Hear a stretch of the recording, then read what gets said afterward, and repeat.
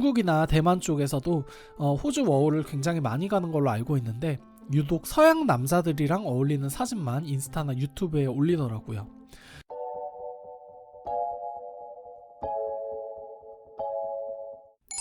안녕하세요, 포이입니다. 여러분은 혹시 워홀 다녀온 여자는 무조건 걸러라 이런 말을 들어보셨나요? 특히 호주 워킹홀리데이는 예전에 성매매 관련 기사도 나고 해서 그런지 제 주변 친구들 사이에서도 평판이 굉장히 안 좋은 편인데요. 남자들이 동남아 여행을 간다고 해서 다 업소를 방문하는 건 아니듯이 호주 워홀을 다녀온 여성분들도 실제 성매매까지 하시는 경우는 많지 않을 겁니다. 다만 그럴 확률이 존재한다는 부분에서 좀 불안할 뿐인 거죠. 실제로는 워홀을 잘 준비해서 성공적으로 마치고 돌아오는 여성분들이 많을 텐데요.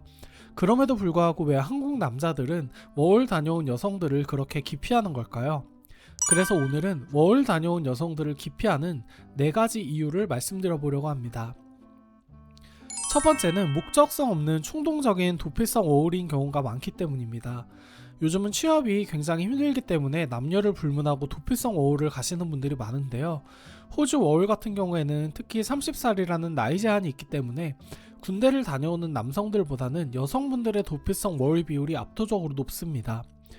보통 남성분들은 졸업하고 취직하면 나이가 20대 후반이라 학생 때부터 계획적으로 휴학을 하고 다녀오는 경우가 많은 반면에 여성분들은 졸업 후 몇 년간 취준생 생활을 하다가 워홀을 가시는 분들도 많고 취업을 해서 일을 잘 하다가 갑자기 때려치고 워홀을 선택하시는 분들도 계시더라고요.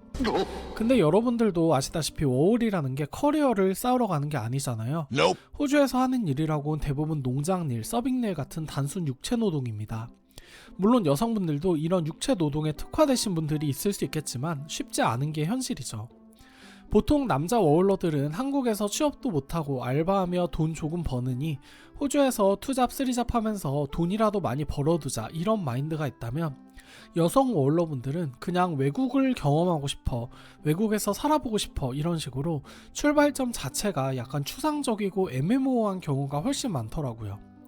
물론 여성분들 중에서도 호주 도착하자마자 지게차 자격증 같은 걸 따서 현장에서 높은 시급을 받는 포지션으로 일을 해서 돈을 많이 모으시는 분들도 있고 아니면 영어를 열심히 연마해서 본인의 전공과 조금이라도 관련된 잡을 구하시는 분들도 계시죠.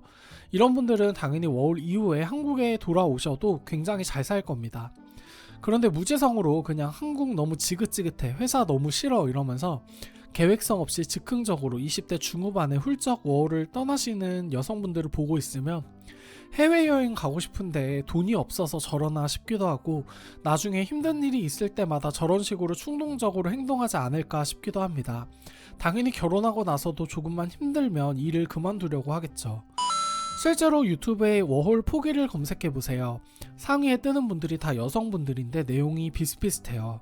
그냥 준비 없이 막연한 환상을 가지고 와서 돈이랑 시간 날리고 돌아가시는 거죠. 특히 이제 사회에서 자리를 잡고 돈을 열심히 모아야 할 20대 후반 여성분들이 새로운 경험을 한다십시고 워홀을 한다고 하면 참 답이 없다는 생각이 들더라고요. 마치 30대 남성이 잘 다니던 회사를 때려치고 외국에서 막노동을 하면서 여행을 하고 다니는 느낌이랄까요? 두 번째는 그 여성분의 가정 환경을 엿볼 수 있기 때문입니다.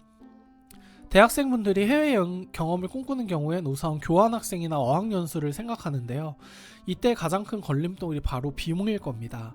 그래서 유학 대신 워킹홀리데이를 선택하시는 분들을 보면 상대적으로 가정 환경이 넉넉하지 않은 분들이 많습니다. 사실 연애를 할 때는 이런 걸 별로 신경 쓰지 않지만 결혼 상대를 고를 때는 당연히 서로의 집안이나 이런 부분을 확인하게 되죠. 결혼정보회사에서도 부모님의 노후 준비를 중요한 항목으로 물어보니까요. 물론 워홀을 다녀온 여성의 가정환경이 전부 불우하다 이런 건 절대 아니고요. 사실 가정환경보다 더 중요한 게 가풍이라는 게 있습니다. 이 여성분이 어떤 환경에서 어떻게 교육을 받으면서 자라왔냐 하는 거죠. 우리나라는 아직까지도 유교 사상이 있는 나라잖아요. 그래서 여성분들도 본인을 유교걸이라고 지칭하기도 하고 아버지가 좀 엄격하신 경우에는 통금 시간 같은 걸 정해주는 집도 생각보다 많이 있죠. 그런데 자신의 자녀가, 그것도 딸이 외국에 혼자 나가서 육체 노동을 하면서 지낸다. 제가 만약에 딸을 낳았는데 딸이 호주에 혼자 워홀을 간다고 하면 저는 무조건 뜯어 말릴 것 같거든요. 제 딸이 뭐 성매매를 할 거라거나 난잡하게 놀 거라거나 이렇게 생각해서가 아니라 다만 내 자식이 혹시 낯선 땅에서 잘못될까봐 걱정이 되고 불안한 거죠. 기본적으로 여자 혼자서 워홀을 가는 거에 대해서 부모님이 반대를 안 했다는 것도 문제고, 반대를 했다고 하더라도 부모님의 반대를 꺾고 워홀을 가는 것 자체가 지나치게 자유분방한 가정 환경, 교육 환경 같은 걸 엿볼 수 있는 부분인 겁니다. 세 번째로, 위험한 환경에 노출되어 불필요한 경험을 많이 하게 됩니다. 여성 워홀러분들은 다들 입을 모아서 경험을 넓히고 싶다라고 하는데, 사실 경험이라는 것도 안 해보는 게 좋은 경험도 많습니다. 실제로 워킹홀리데이는 여성분들에게 굉장히 위험합니다. 내가 운전을 잘한다고 해서 교통사고가 안 나는 건 아니듯이, 내가 확고한 신념을 가지고 조심하면서 생활을 해도 위험할 수 있는 게 워홀 생활이에요. 실제로 여성 워홀러들은 폭력이나 성폭행에 무방비하게 노출됩니다. 조금만 생각해보세요. 일단 일하는 것 자체가 도시보다는 외딴 시골인 경우가 많고요. 비싼 월세 때문에 쉐어하우스를 이용하는 경우도 많아서 전 세계에서 몰려온 남성 외국인들과 혼성으로 거주하는 경우가 대부분입니다.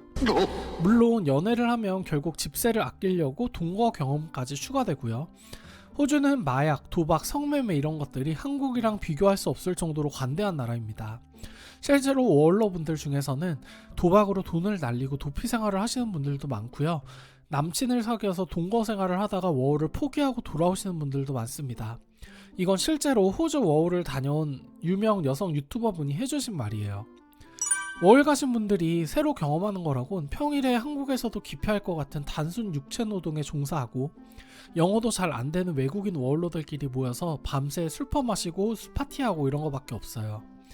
한인잡만 하시는 분들도 많아서 진짜 영어 실력이 확 늘거나 인생에 도움이 되는 직업 경험은 할 일이 거의 없고, 도박, 사기, 인종차별, 총기사고, 해양사고, 산업재해, 노동착취, 성폭행, 마약, 매춘, 동거 등등 한국에서 살면 좀처럼 경험할 일이 거의 없는, 그냥 위험한 환경에서 하지 않아도 될 쓸데없는 경험만 잔뜩 하고 오는 경우가 많다는 겁니다.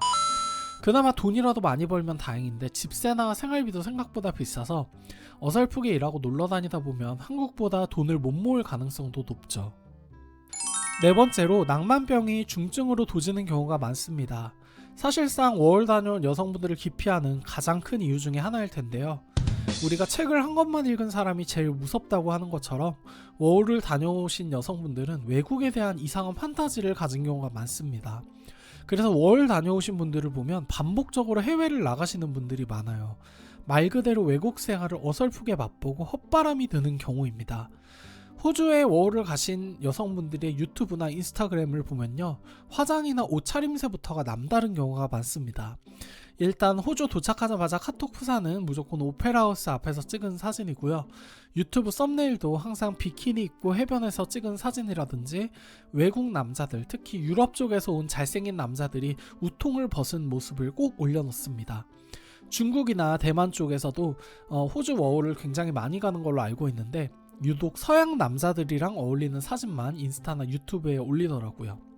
한국에서는 잘 안하는 굉장히 진한 화장에 태닝, 문신이나 피어싱을 하신 분들도 많고, 특히 여기는 남들 신경 안 써서 노출이 심한 옷을 눈치 안 보고 입을 수 있어서 좋다는 둥, 노브라로 출근하고 레깅스 차림으로 일해도 돼서 한국에 가기가 싫다는 둥, 이런 이야기를 하시는 여성 워홀러 분들도 계셨어요.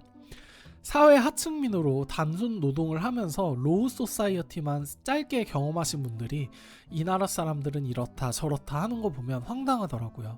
사실 서양 사람들 생각보다 굉장히 보수적이지만 그냥 외노자니까 신경 안 쓰는 거거든요.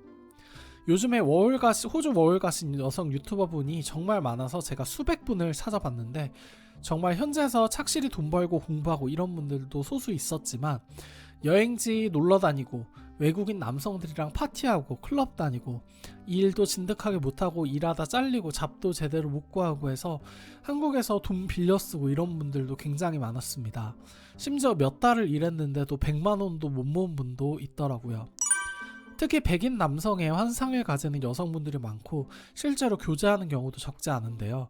한국 남자들은 사실상 서양 여자들에게 별로 인기가 없어서 현지에서 연애를 해도 같은 동양인이나 만나서 연애를 하는 정도인데, 이 외국 남자들, 특히 일본 야동 좋아하는 유럽 쪽 남자들은 옐로우 피버라고 해서 동양 여자에 대한 환상이 있어서 어떻게든 한번 잡으려고 굉장히 적극적으로 들이대는 경우가 많습니다.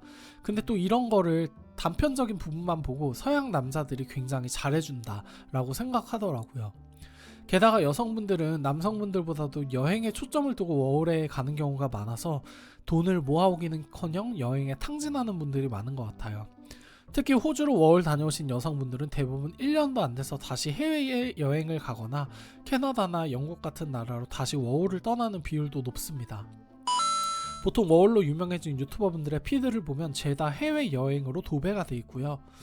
이렇게 워홀 생활을 반복하다 무경력, 경력 단절 상태로 30대가 되면 제대로 된 회사에 취업하기도 어려워지고 결국 자연스럽게 사회에서 도태됩니다.